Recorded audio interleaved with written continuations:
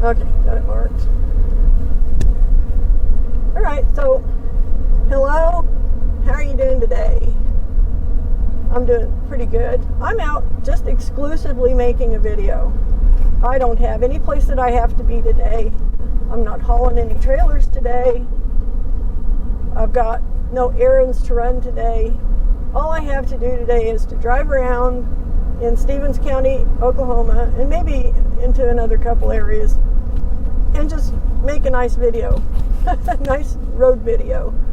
So that's what I'm trying to do here. I need to wash my windshield again. We had some really icky weather come in last night as far as wind and dirt. It was weird because it wasn't rain, it wasn't precipitation, but it was a very windy cold front that brought in a ton of dirt and just dumped it all over everything. Every once in a while we get these. So that's what we got. So I'm out, probably 4 or 5 miles east of Marlow, Oklahoma. Just tooling around.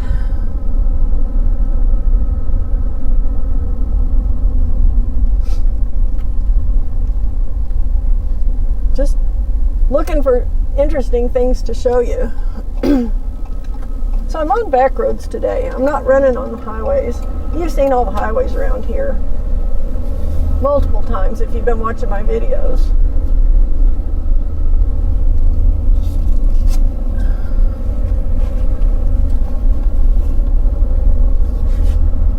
So I don't need to be repetitive and show you the same old highway. So we're going to go out here and look at some of the countryside.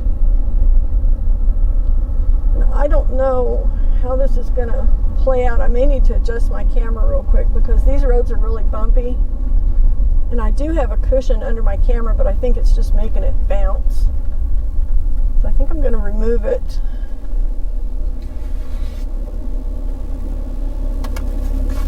And see if that will make it more stable. See if it'll help it to just sit more securely.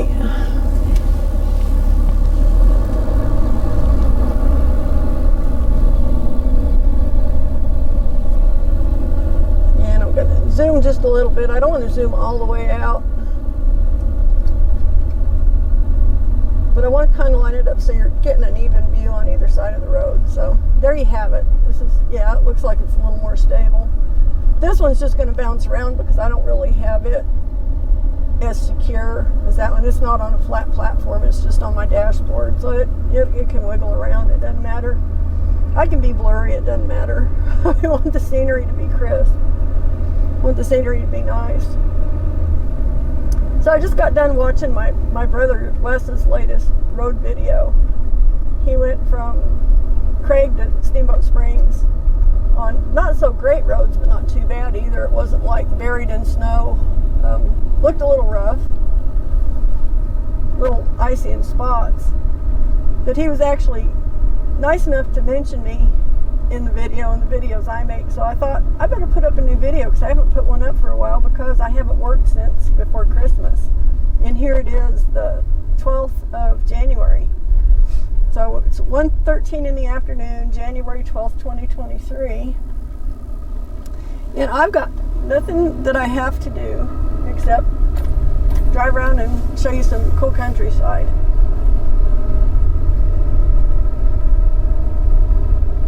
And I know he likes to see the green stuff. I like seeing his with the snow. He likes seeing mine with the green stuff. So these fields have winter wheat in them, and they're kind of green. They'll stay green all winter. And our grass in the bar ditches is still green. We've had a mild winter so far. We haven't really had, we may have had like 1 or 2 nights below freezing, but nothing severe. This weekend we're supposed to get some weather, but they keep downgrading it. They had everybody all worried yesterday, thinking it was going to be an ice storm, and I don't think it's going to do that now. I think they've backed off of that. But let me check the weather here while I'm at it. So this is northern Stevens County in Oklahoma.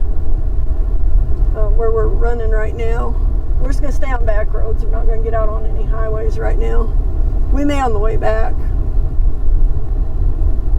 Let's see what they've done with our forecast. Oh, yeah. Yeah, our forecast originally for tomorrow Saturday, was like 32 degrees during the day and then 1 degree at night.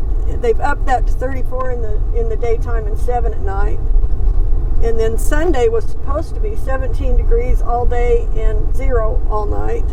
They've upped that to 18 degrees and 4 at night. And Monday's going to be cold too, 20 and 4.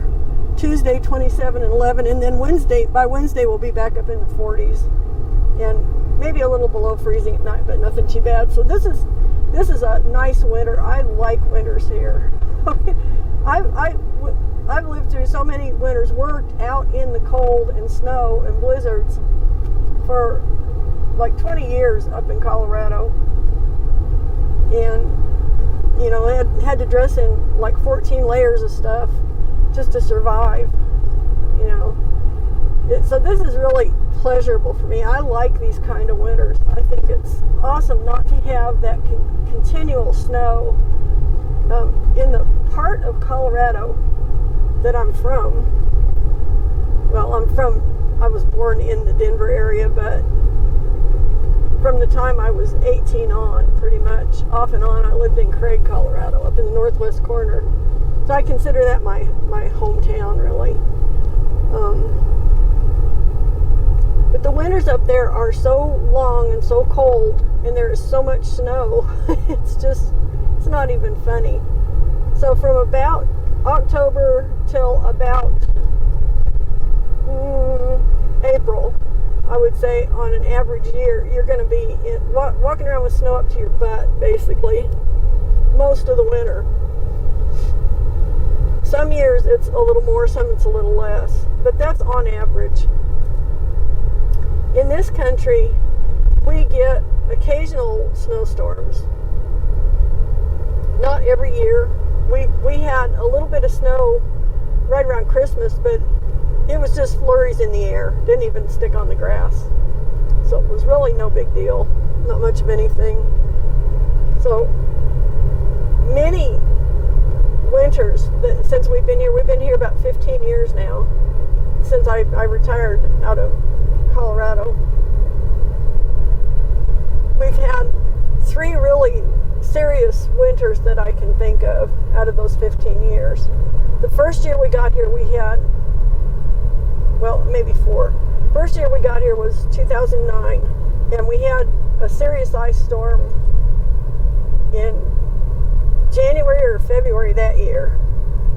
And power went out, we got ice. I had to go buy a generator because Bill was sick. He had some kind of, I don't remember what it was, some kind of an infection or something. So I had to go out in this ice storm, go over to Lawton and buy a generator. And nobody had generators. I just happened to show up at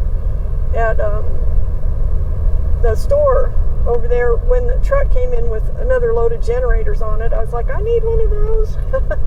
So I got my generator and went back and we got it hooked up and managed not to freeze to death because we were actually living in our RV out at the lake then.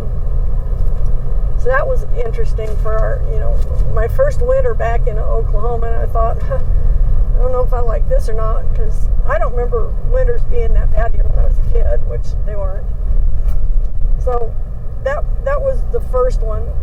2011, we had a big blizzard, right Super Bowl weekend, and it had the whole state shut down. I was stuck over in Henrietta because I was coming back from West Virginia with a load of stuff that I had to drop at Fort Gibson. So I went in and got that delivered. Luckily, there were people there. They weren't even open because of this big blizzard that had dumped all this snow. But they were luckily at this place, and they accepted delivery on my load.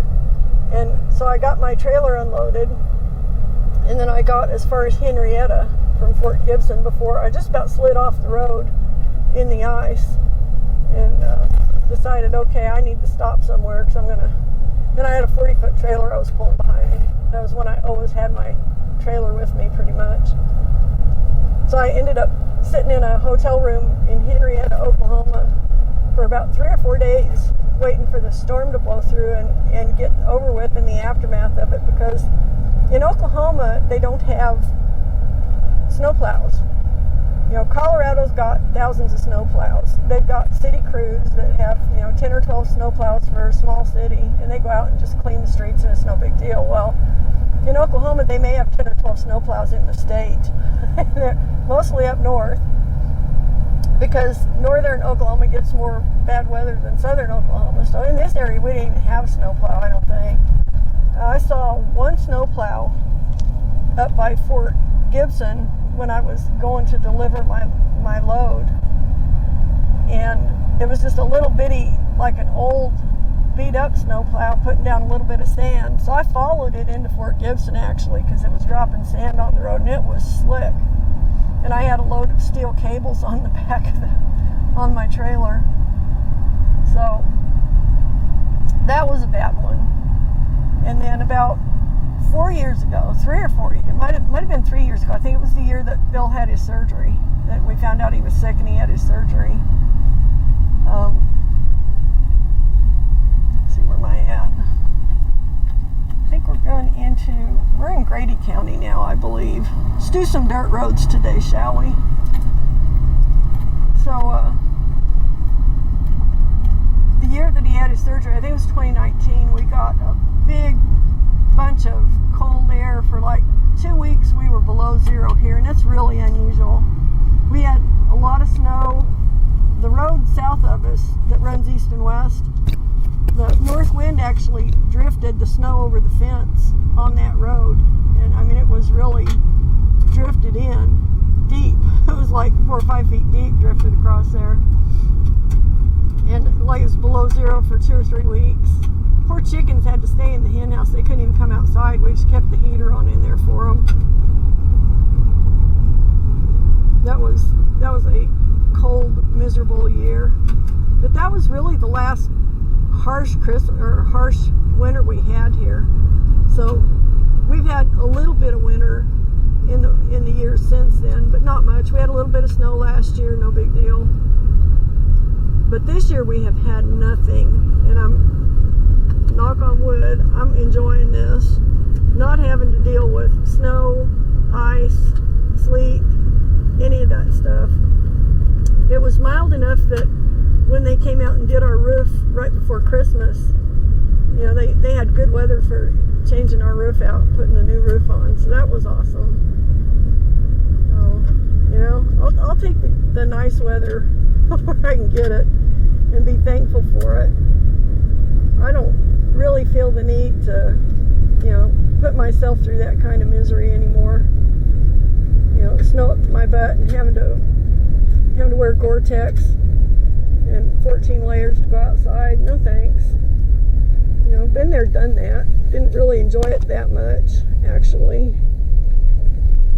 So yeah.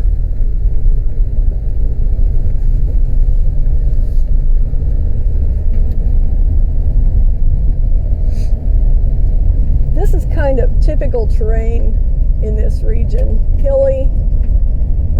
It used to be more open here back when farmers actually farmed more. Farmers don't really farm like they used to in this area. They're not out cultivating their fields like they used to be. A lot of people run cattle. Some people have other critters, goats, sheep, whatever, but it's primarily cattle as far as livestock here. And the fields that used to be cultivated have been kind of turned over to graze, or the land's just been left alone because the people that were in here farming have died off, and their kids didn't come in and they didn't follow in their footsteps with the farming. So a lot of it's just sitting idle. So a lot of the trees are coming back, and because of that, I think we've had a major explosion in the deer populations. There are no bears in this area that I know of, but there once were. But not when I was a kid here. Even long before that, they were, pretty much killed off. But the deer don't have any real serious predators to to keep them under control, to keep their population down. So the deer population has skyrocketed, and I'm expecting to see bears in here again one day soon, because I know we have bears over in Arkansas, in the mountains over there. So it's just a matter of time before they work their way back into here.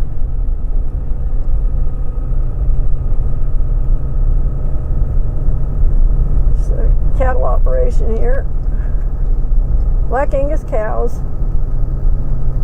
So my grandparents, my dad's parents, had 160 acres over between Marlow and Sterling on the Comanche County line that my grandfather inherited from his uncle.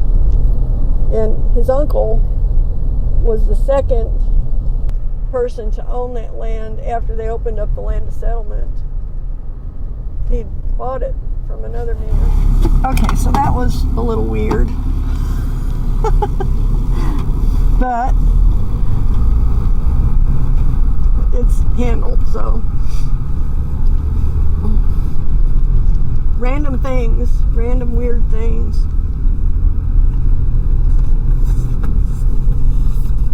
Oh, check out this bird. Looks like a crane or a heron. Fly, fly, boy. Yeah, he's big. There it goes.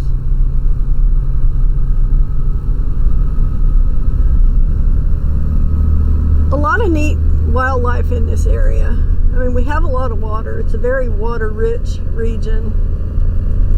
Lots of creeks. An interesting thing about Oklahoma is Oklahoma, the state of Oklahoma, has no natural lakes, but it's got an abundance of rivers and creeks and streams and springs.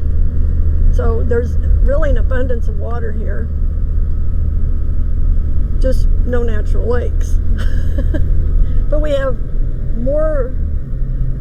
the most shoreline miles, I think, of any state because of the man-made lakes that exist in the state. The lakes and reservoirs, man-made. So, little Oklahoma facts.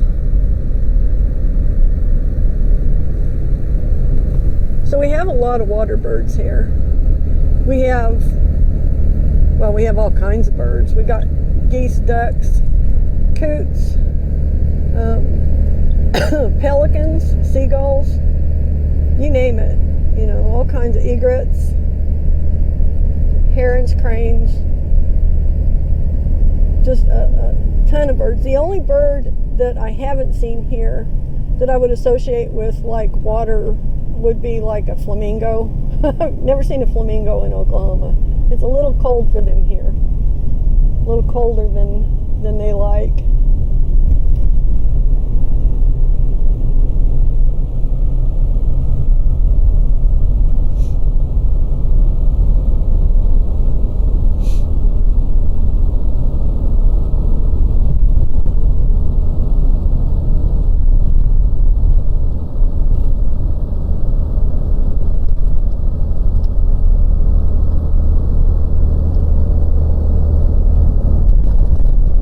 Rough road, it's hard to drink.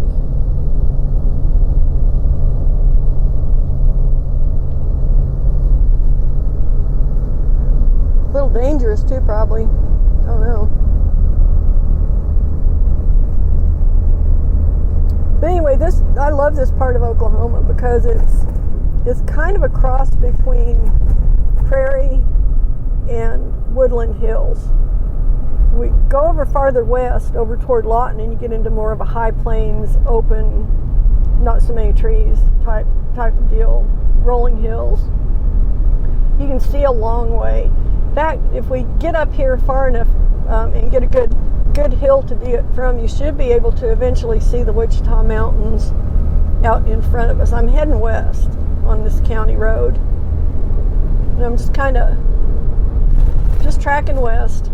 And we will come up to Highway 81 here at some point. I'm not sure how far we are from it. Maybe, 4 or 5 miles, maybe? Somewhere around there. But once we get over here to 81, you might be able to see the Wichita Mountains off in the distance. And they're over north of Lawton, north and west of Lawton. And the Wichita Mountains are actually a really big mountain range. They're not big mountains, but there are a lot of them, and it extends clear from Lawton over to Altus. And it's not just like a single line of them, it's like several miles. You know, it's like, I don't know, 20 or 30 miles north to south. It's just a band of mountains coming through there. Of course, the biggest mountain in that range is Mount Scott, which is, I think, maybe the only one that's technically tall enough to be a mountain. But they're very old mountains that have eroded down, and you can tell that when you get over there because it's just real rocky, and you know, you can see that they've just, you know, broken down, and all the broken rock around there. So it's kind of a neat area. It's a neat region. Wow. I don't understand hoarders, but anyway. Aha, there's Highway 81. So we're going to have to keep going to get you a view of the mountains. I came out in a low spot. So we'll just continue on over. We're in Grady County right now. We'll be crossing over. If I go south, we'll get back into Stevens County. If I keep going west, we'll get over into Comanche County.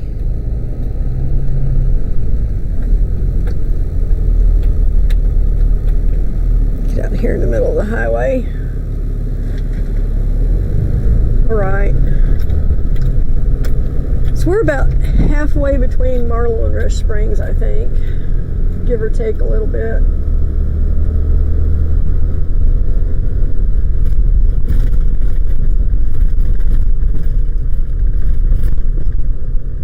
Road's a little rougher over here. A little beat up.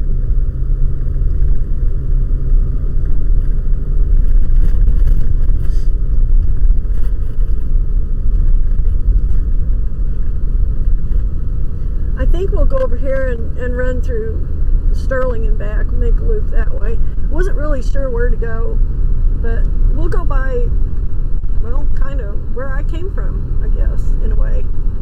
We'll go by my grandma and grandpa's former farm that now belongs to a friend of mine, her and her dad, her family anyway. But that's a dead end, so we got to track north here a little bit, up to the next road.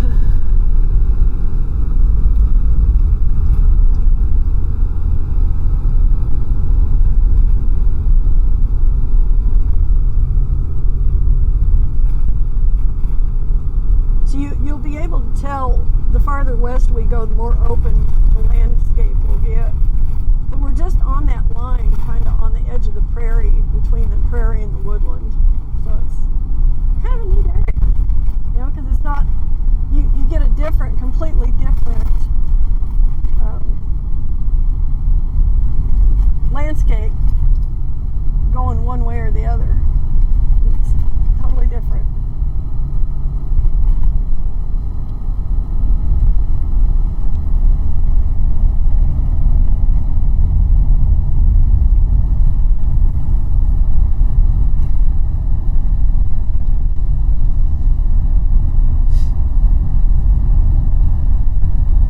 One of the things you'll see a lot of in the Oklahoma landscape are oil tank batteries like this one. It's where they collect the oil from an oil well, and then they'll have a truck that'll go in and fill up its tank and take the oil off to the refineries. Very common in this region.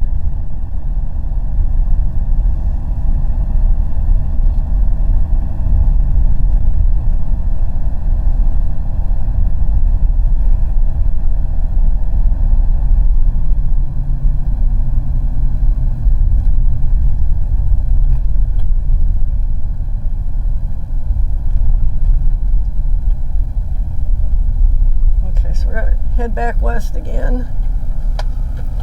We're not very far south of Rush Springs here, so this should take us almost straight over to my grandma and grandpa's old farm. Maybe not exactly, but pretty close, within a couple miles.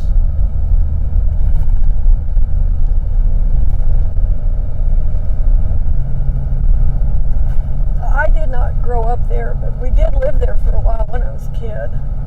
My mom and dad moved back down here after my grandpa died, and grandma, I guess, gave them 10 acres or whatever, and they built a brick house on it.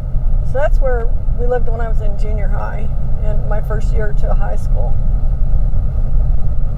And then we moved to Chickasha.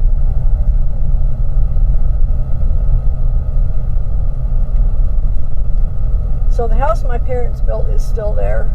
My grandmother's house is gone.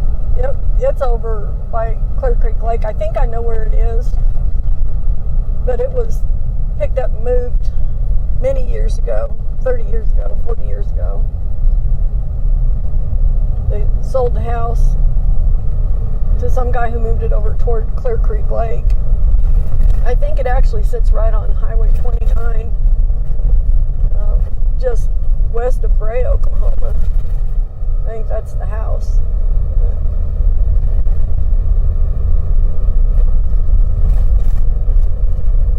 My dad thought it was there was a different house that was it, but I don't know. He grew up in that house though. I mean, but it didn't look as much like it to me as the other one, so I'm not sure. We never were sure. I mean, we're just going around looking at houses trying to figure it out. And the other one was a long way away from Clear Creek Lake. It wasn't anywhere near it. So I'm not sure about that. Doesn't matter. I mean, it's just one of those things. I'm curious about it, but,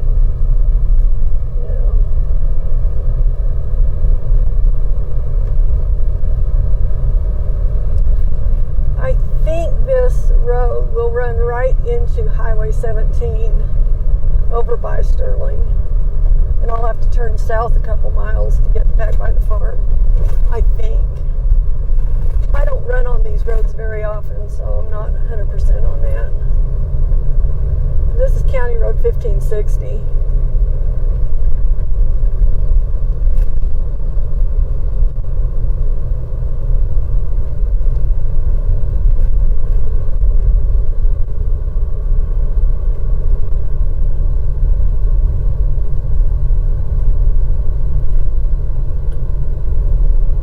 This is getting over into my dad's growing up region. He grew up over here, lived here until he was old enough to join the Navy.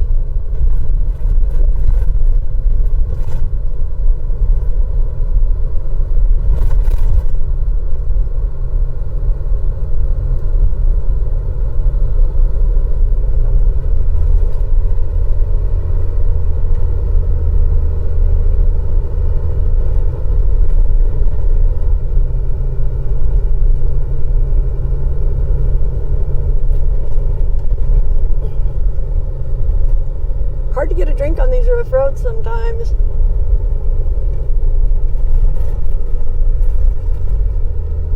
Get to bouncing around pretty good.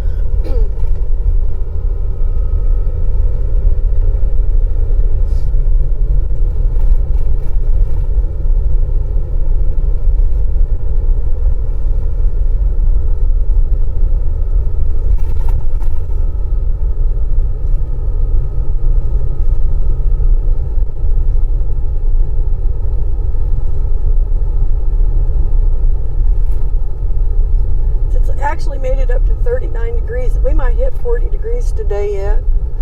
That'd be pretty good. It's almost 2 o'clock, so bunch of cattle, yearlings, and a donkey. Yearlings and a little bitty donkey.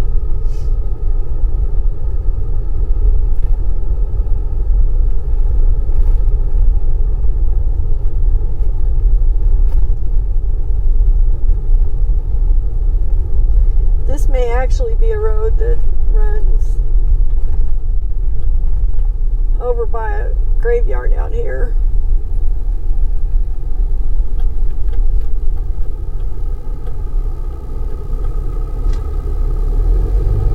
think it is.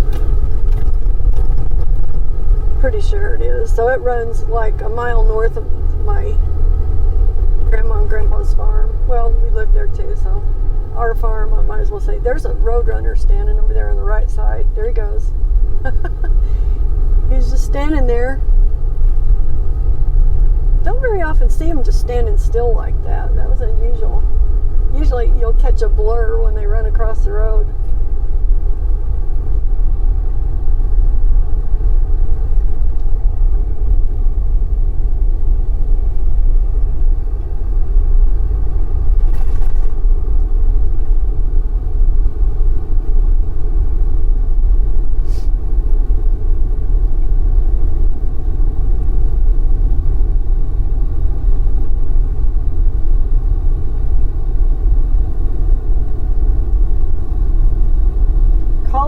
School, 1902 to 1945. In this area, there were a bunch of little schools. Like every 4 or 5 miles, there was a little school. It was a big deal at the turn of the century when Oklahoma first became a state. Before and right after was to have a school available to every kid, you know, within walking distance. And they deemed walking distance to be, I don't know, 2 or 3 or 4 miles. So the landscape is dotted with old school foundations that no longer are standing, and gates like that one back there. It was just a metal gate saying where College Mound School had once stood.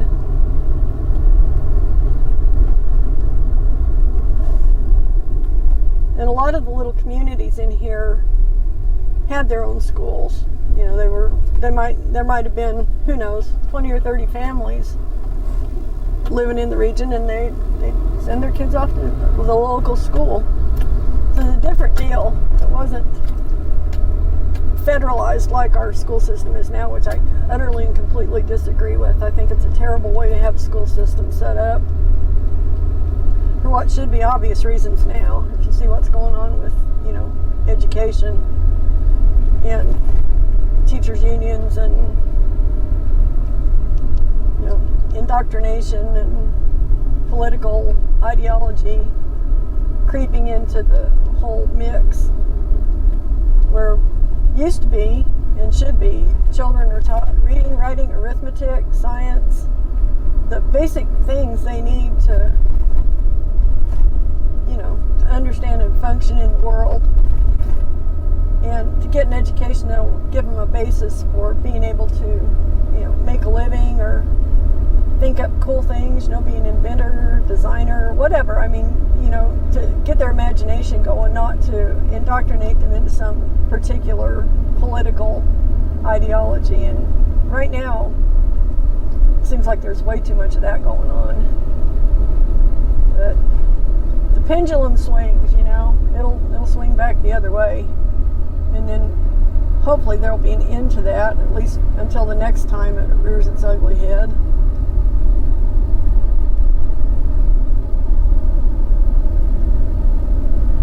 Can't tell. There's some stuff sticking up out of the ground there. I don't know if those are old, like, tombstones. There are a lot of old cemeteries in these parts too. We've got people buried in a cemetery that you would never know was there, up on the north side of Highway 17, just up the road here a few miles and then north. And you know, you would never know there's a cemetery in there now, but at one time it was a community cemetery. I've got other kin buried up in Oklahoma City in an old cemetery that was on their farm, and then the city just kind of engulfed everything. So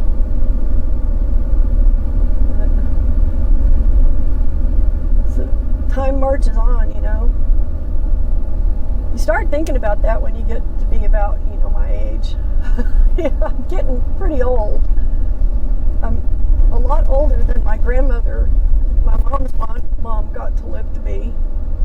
She died at 52. I'm 65 now. I just turned 65.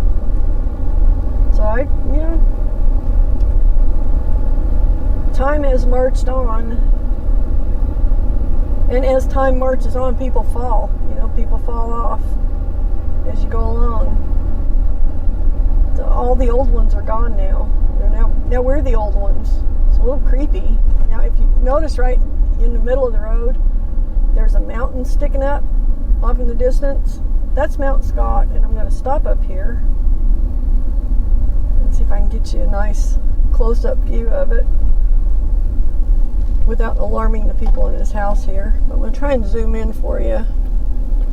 These are the Wichita Mountains you're seeing way out there in the distance. I don't think that they're going to focus for whatever reason. Nope, not going to focus. Again, from back here to distance, so you kind of get an idea of the scale of how big this range actually is.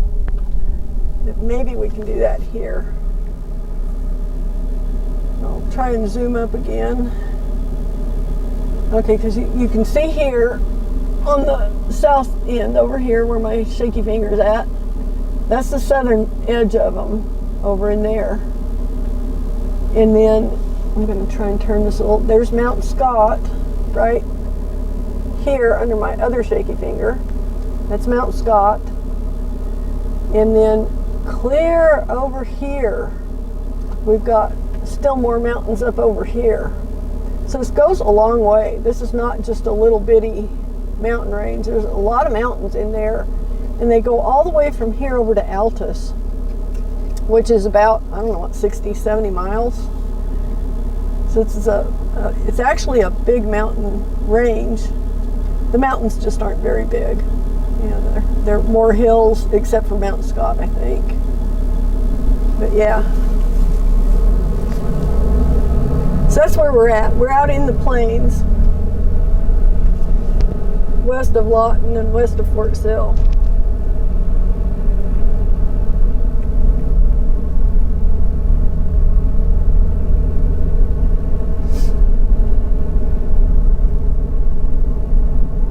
And I think that actually recorded that time, so good. Oh my gosh. Some days. Okay, let's back out of this.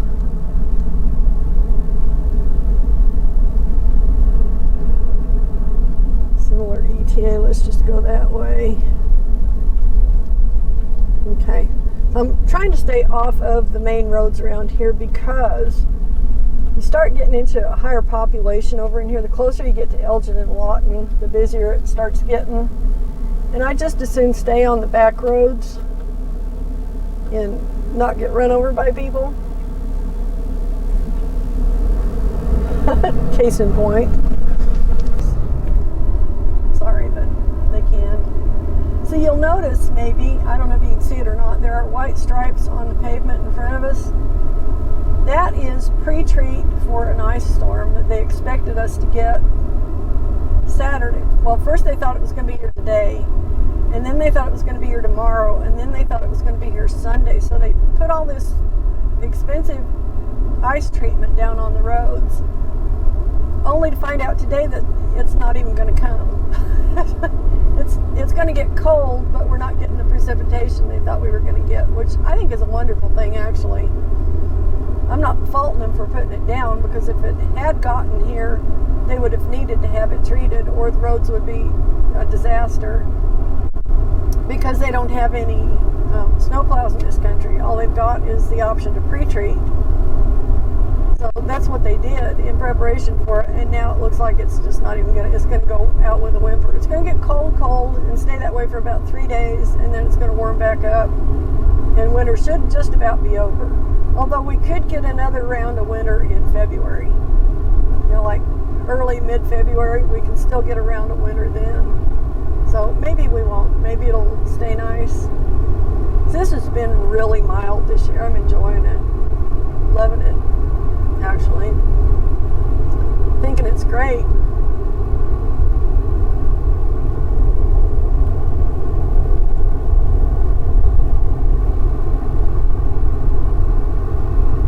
So this next little town up here is Sterling, which we came by here on the way out. Now we're going to go back through it. We're going to go right through Sterling and right back on over to Rush Springs, I think. Might as well.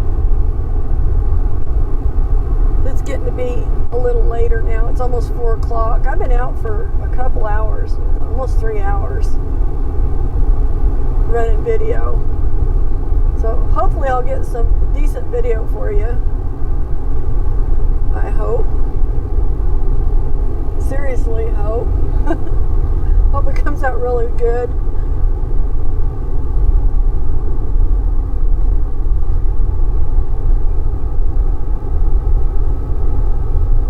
And maybe I can get this video up here in the next day or so,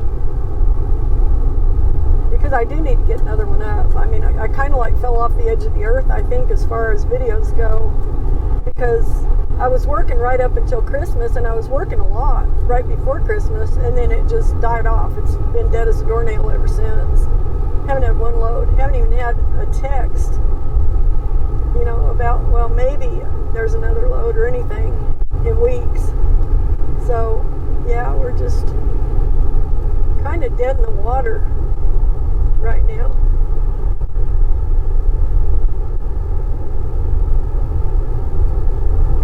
So it feels good to be back out, you know, driving around, because I haven't been doing that much of it. I drove up to Chickasha yesterday to go to an estate sale. Big whoop, you know.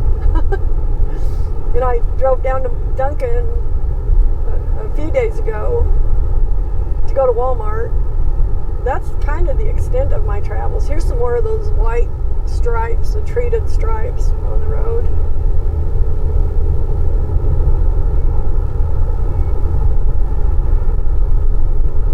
And it got this all torn up.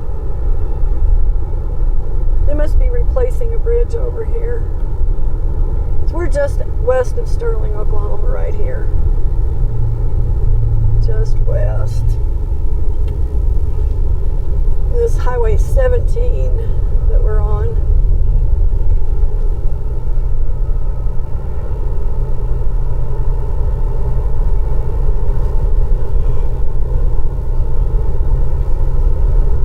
I don't know what they're doing down in here. Yeah, it is. It's got to be a bridge. But their drainage they're bridging over.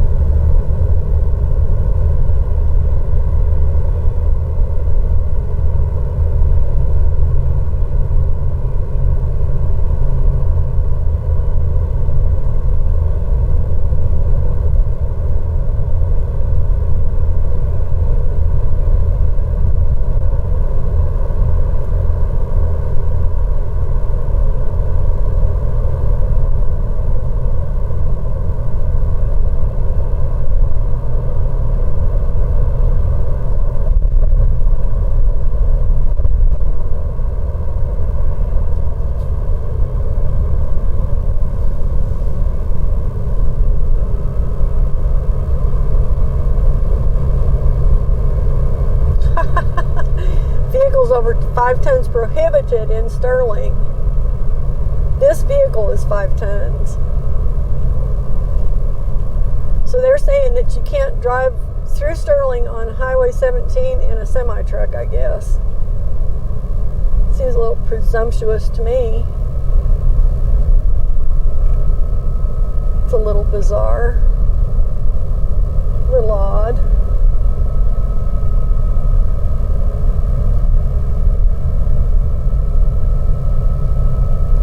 But okay, so this is Sterling, Oklahoma, the thriving metropolis of, and where I went to junior high and my first 2 years of high school. We were the Sterling Tigers. When we left here and moved to Chickasha, the Chickasha mascot was the dumbest one I've ever heard of. It's called the Fightin' Chick. So I went from being a tiger to being a fighting chick. Yeah. That's kind of what I thought. How goofy.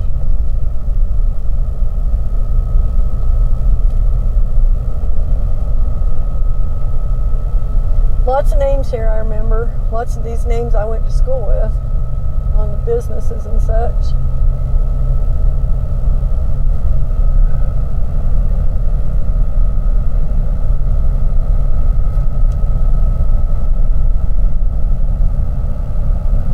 Church back there that ruined me on organized religion permanently. That's different. That used to be a convenience store there, I think.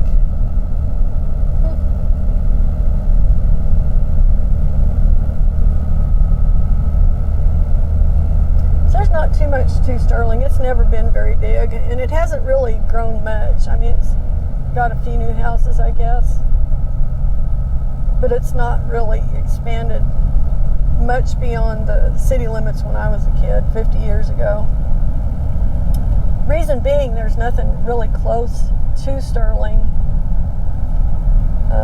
to support very much of an increase in population, put it that way. You know, the happening spots over at Elgin, and Sterling's just doesn't have any of the attributes to draw new people much, really.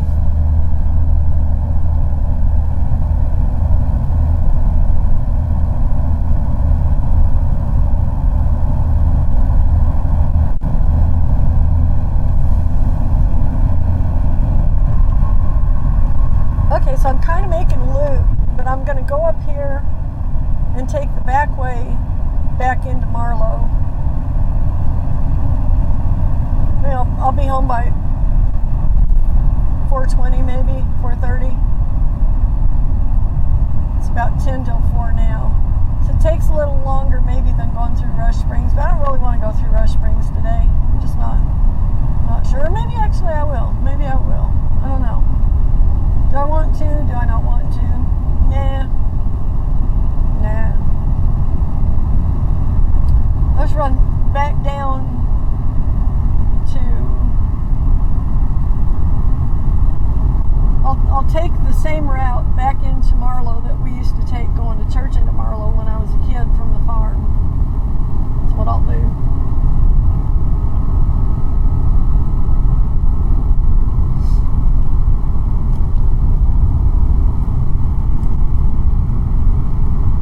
This road has not changed since I learned to drive. This was my first highway I drove on ever.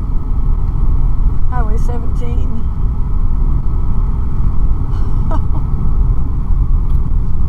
It's just like it used to be. Still skinny, no shoulders. The main difference is the speed limit is a lot lower now, or a lot higher now actually than it was then.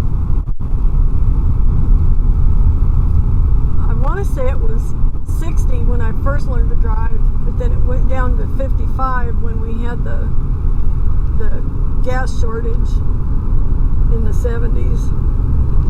All the highway speeds went down to 55 then, because they were trying to get everybody to conserve energy. And a lot of those speed limits stayed that low until just, 15, 20 years ago when they finally started raising them back up some in a lot of places like Colorado. Colorado didn't even come back out of the 55 mile an hour speed limits until, I don't know, the mid-90s or around 2000.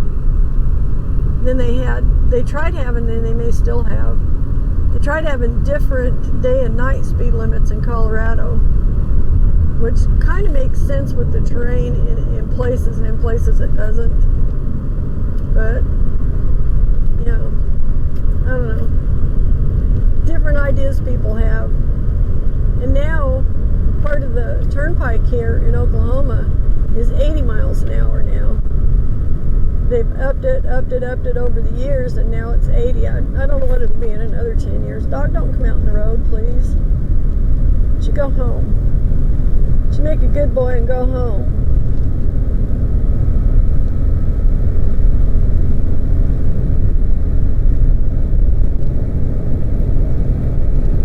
Alright, so I'm going to turn off of Highway 17 and go back down the Grady County, Comanche County line.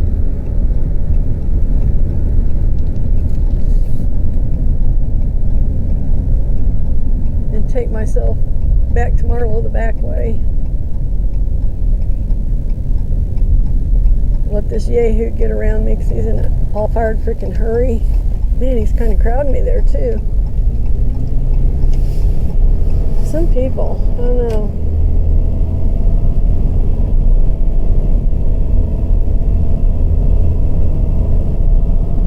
So I'm hoping that this will make at least a decent video to give you an idea of what it's like just kind of generally in this area on the back roads. So I don't do back roads very often. I mean, I've run out about a quarter tank of fuel out here just piddling around on these roads today. Which, well, that and going to Chickasha yesterday, so I can't say I've burned it all today. Diesel's relatively cheap right now, so I'm not stressing out over spending a little bit doing this. So I can get it for $3.14 a gallon down in Duncan right now, which is the lowest it's been in about 3 years.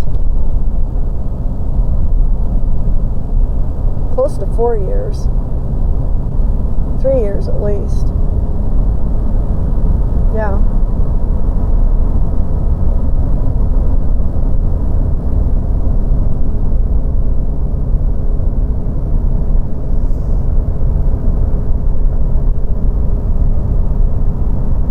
So we're going to run out of pavement here in another mile.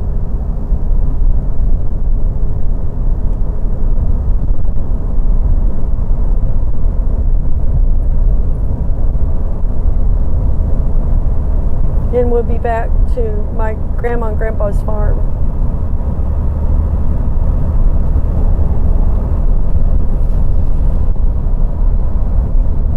So we're right back in my neck of the woods from when I was a kid here.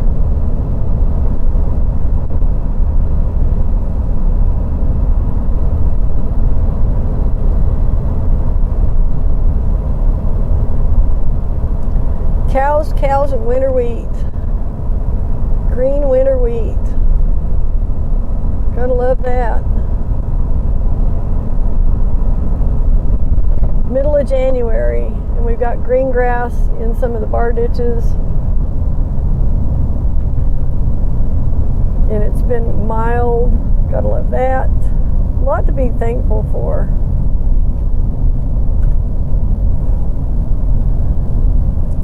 Pavement ends. Yes, it does. And we're back to the road that used to be nice, soft dirt. Now it's crappy, dusty gravel. I'm not a fan of gravel roads, really, to tell you the truth. I like dirt roads better. Of course, I don't drive on dirt roads in the mud either, so, you know.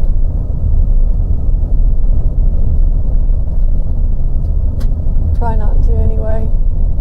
Some of the roads around here get pretty slippery when the mud's going. This one was a sandier road. A lot of them are more clay. So we never really had too much trouble like sliding off the road down here. It didn't get slippery, you know, snotty slippery when it rained. There's our old house again.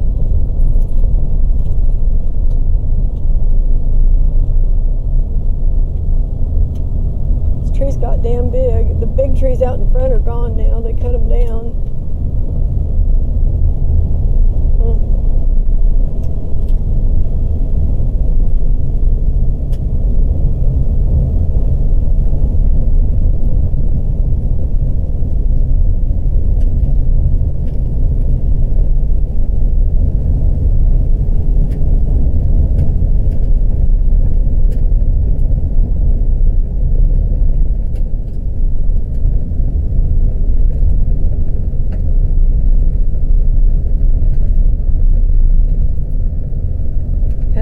Grandma's driveway again. There's not much left up there. I mean, I know where the house was because I'm old enough to remember it, but if you didn't know there was a house up there, you wouldn't know where it would have been. I mean, there are a couple of clues, but nothing that would help you too much anymore. Most of it's all gone.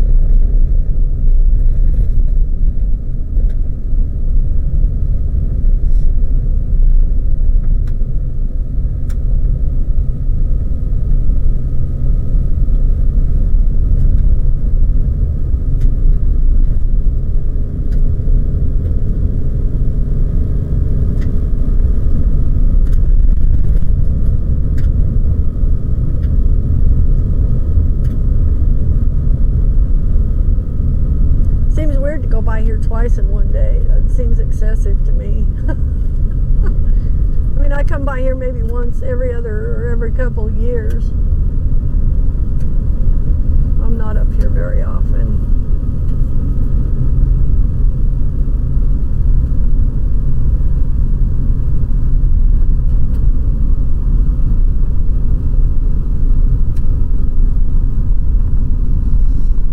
I wonder how many of these critters that are around, the birds and the different wildlife, are descendants of the wildlife that was here when I was a kid.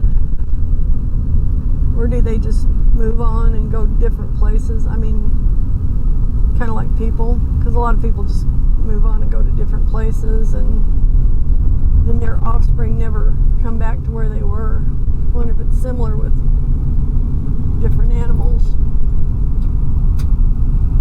And then I imagine there are some who are like some of the people here who have been here for generations and never left, which there are some of those too. I'm sure there are some critters like that also.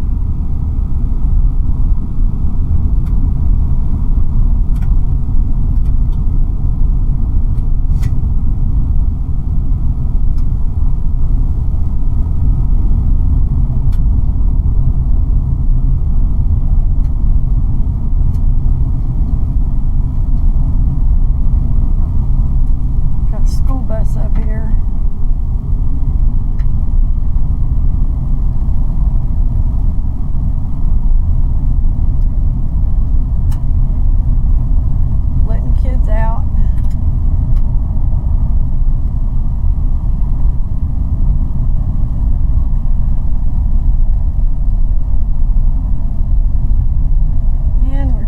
Back to pavement. So we got another mile to go south, and then I'll cut east, and it'll take us pretty much directly home.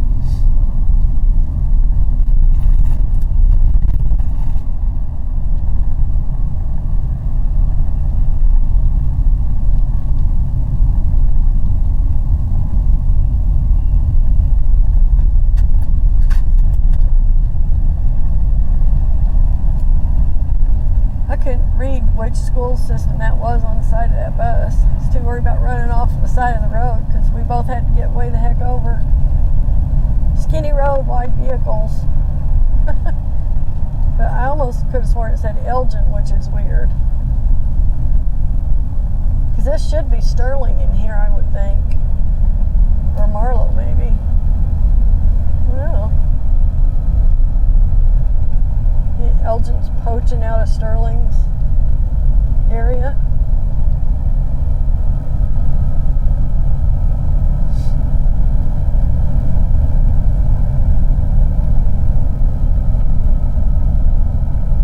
Okay, this little crossroads down here is called Rocky Ford.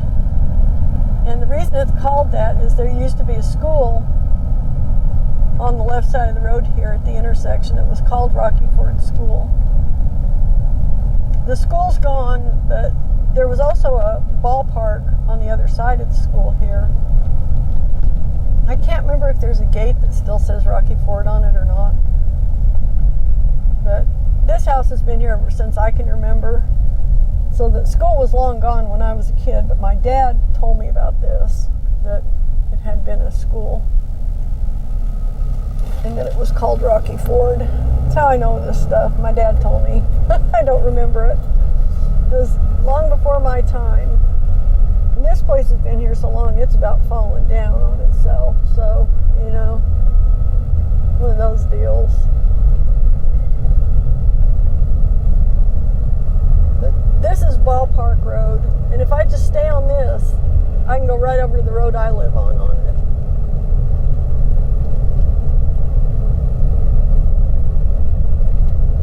This is also like a couple miles south of County Line Road, so we're just barely in Stevens County. We're, I think, 2 miles into Stevens County here from the north.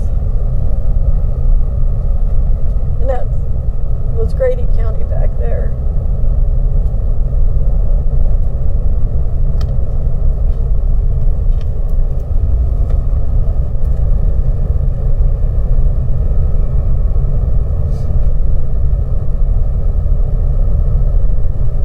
Up to 43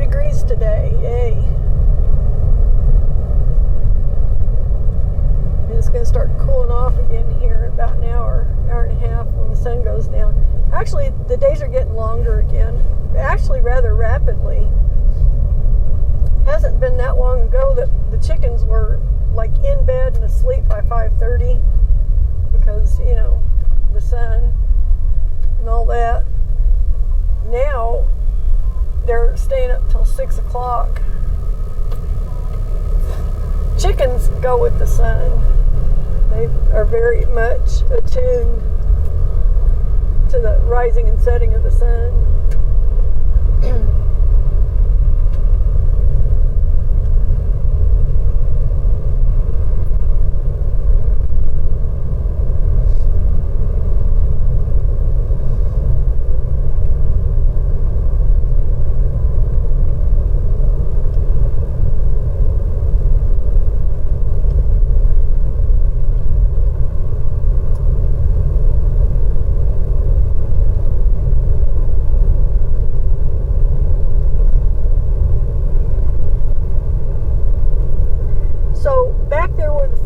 Is a Marlowe address, even though it's a Sterling school district.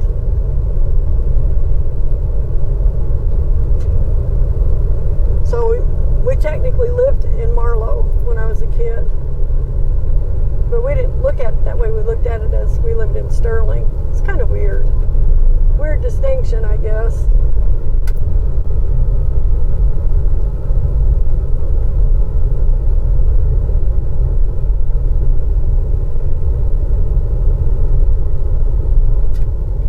Address back then was really simple. I mean, not like my address now that has 40,000 different numbers in it. It was Rural Route 4, Marlowe, Oklahoma. And there were probably 100 people on Rural Route 4. So, you know, the postman back then knew where each family lived, obviously, because that was how the mail got delivered, was with the rural route, but with the family name. That's what they went by. Now it's different. They go by the address, I guess, because everybody's got a specific address now. You know, they went from being just rural route whatever to being rural route whatever, box number whatever, and then they just went to street addresses for everything, like 911 addresses. Actually, they went to generic addresses first before the 911. So whatever street you were on, they just signed a number, blah, blah, blah. But once the 911 thing came out, actually much after the 911 thing came out, like 25, 30 years later, they're just now getting around to doing the 911 addresses out in here, which we got ours back in, I think, 2019. But I don't even like our 911 address. It doesn't make any sense to me. That's the one that's got like all the numbers. It's just a jumble of freaking numbers. I mean, I guess it's good if you're a first responder and you've got the map that correlates to all these freaking numbers. But for the rest of us that go by street names, 911 addresses are, you know, almost undecipherable. I mean, they don't make a lot of sense.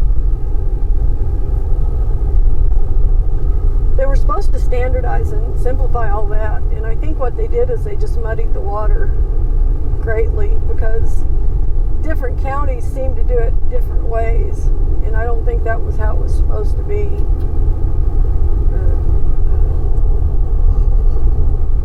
I think that's how it turned out, though.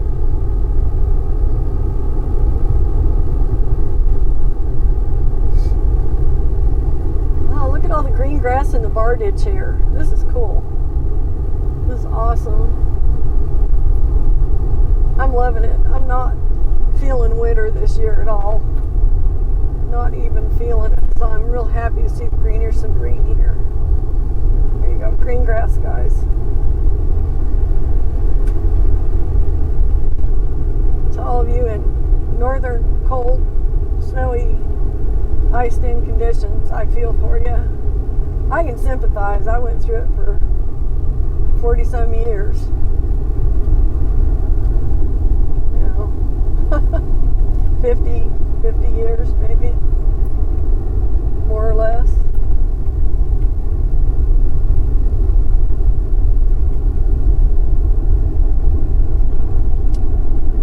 Bill and I looked at 1,000 houses before we bought the one we got.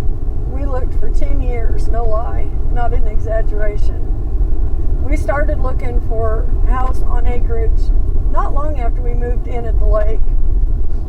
And because we knew we didn't want to stay at the lake forever. I mean, it was just a cheap place to live, basically, until we could find something that we were actually looking for. And it was a good place to tie up what little bit of retirement money I had left. So that was what happened with that. But we looked and looked and looked at every house that came up that was on any acreage we looked at. And we looked at one out in here somewhere, and I can't remember where the hell it was. But it was a little dumpy house, and it was on, like, I don't know, maybe 5 or 6 acres. And it was down in a hollow, right up, and it was backed up by a creek. And I cannot find that place. Now, I don't know if they knocked it down or what. It's not on this road. It's either, I think it's on the road a mile south of us, but I'm not even sure about that, because I think they've since knocked it down. But the place was for sale back then, and this was like in 2010 for 50 grand, and it was such a dump. It was a really badly built little house to start with. And then the people that were living there, they didn't even bother picking up dirty clothes off the floor when they were showing the house. And they had like electric cords run across the floor to little space heaters, and God, it might have burned down thinking about it. You know, the way that they were dealing with it. They had, you know, with the electric cords and the trash everywhere. It was like a hoarder's house.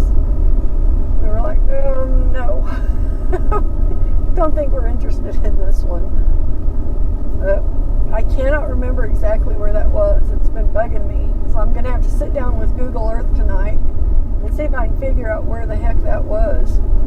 I thought it was like right in here somewhere. I think there's a bridge down in this bottom. Maybe there's not. There might just be a road down in here. But I thought it was in this vicinity someplace, and it's not in here. It's not where I thought it was, I guess. I thought it was maybe like right here. I don't see anything in there, anything like that. That might have been it back there, though. I don't know. If it is, the house has been knocked down or burnt down or something since. But we looked at so many houses out here. I mean, literally everything that came up for sale for the 10 years. Most of them were way too expensive, over our budget. Maybe not too expensive for what they were, but too expensive for us anyway. And we made a couple of, you know, low offers on things just in case, you know, but we never did make any headway with that. We just didn't have enough money to put down. And, you know, to get something that expensive. And so we just kept looking and looking. And finally, when we found ours, it was just so lucky because I happened to be looking at Realtor.com, which I did a lot. I had it on my phone, and I was constantly looking to see new stuff coming up. So I saw this brand new place came up, and I was like, we got to go look at it. So we drove by it, and we're like, yeah, this is a good area. This is close to town. His mom and dad were living here by then, and we were clear out at Lake Humphrey, which is quite a bit farther out than where we're at now. So it was closer to mom and dad, closer to town, 12 acres. So we thought, yeah, so I called, we went and looked at it. And the same night, another couple went and looked at it from Chickasha. And evidently, we just went in and looked, and the guy was there. The guy who was selling it was there. So we didn't make any comments or anything. We just looked at it, and, you know, kind of looking at it, trying to figure out if we could do something with it, because it was a dump. It was really bad. It was full of mice. It was pretty awful, actually. But the bones of the house were good. The location was great, you know, and the land was really nice. So we went ahead and looked at it, and so I was ready to make an offer on it right then and there. I was like, we need to do this. We need to jump on it, Bill, because it's not going to last long. If we don't, somebody's going to get it, and we're going to be looking for another 10 years. By that time, we had looked at everything, literally everything that came up for sale in the county in all that time. I may have to turn right here if I can't get across this thing. Traffic's just really interesting right now. Here we go. So evidently these other people went and looked at it, and they spent the whole time they were looking at it making rude comments about it, and they were pissing the guy off that lived there. It was his family home, and even though it was a mouse-ridden dump, it was still his family home. And you know,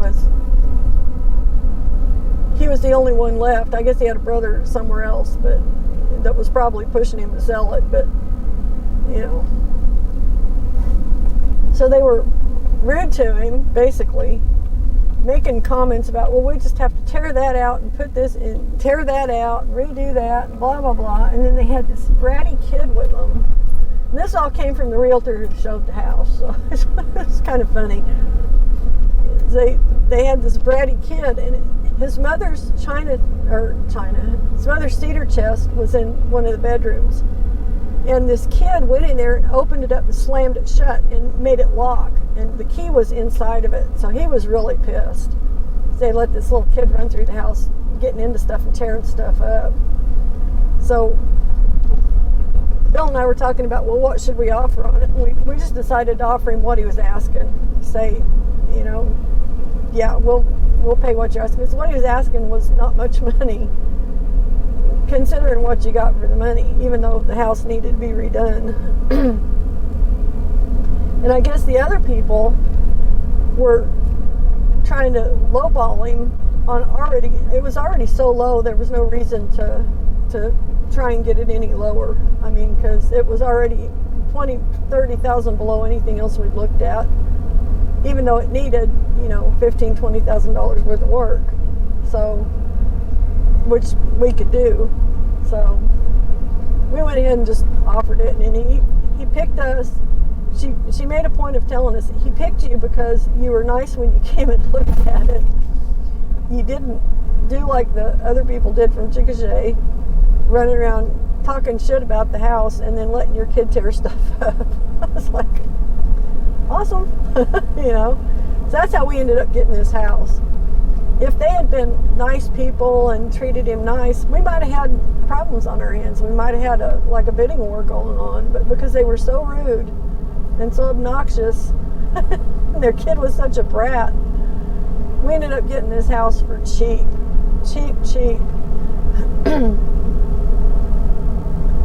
This was back when you couldn't touch anything on acreage for way over 100,000. You know, if it was a livable house on 10 acres, you're looking at, you know, anywhere from 100,000 to 150,000. And he was only asking 89 on it. We were like, yeah, sign us up. Heck yeah. So that's how we ended up getting it, which is kind of why it's actually paid off now too, because we didn't borrow a bunch of money on it. Because we had a pretty good down payment. That kid was driving with a hoodie on, looking down at her cell phone in her lap. Oh my God. I'm surprised they even survived.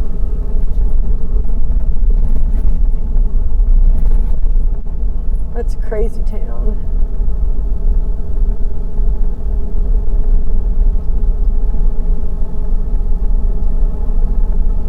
Another one with a hoodie.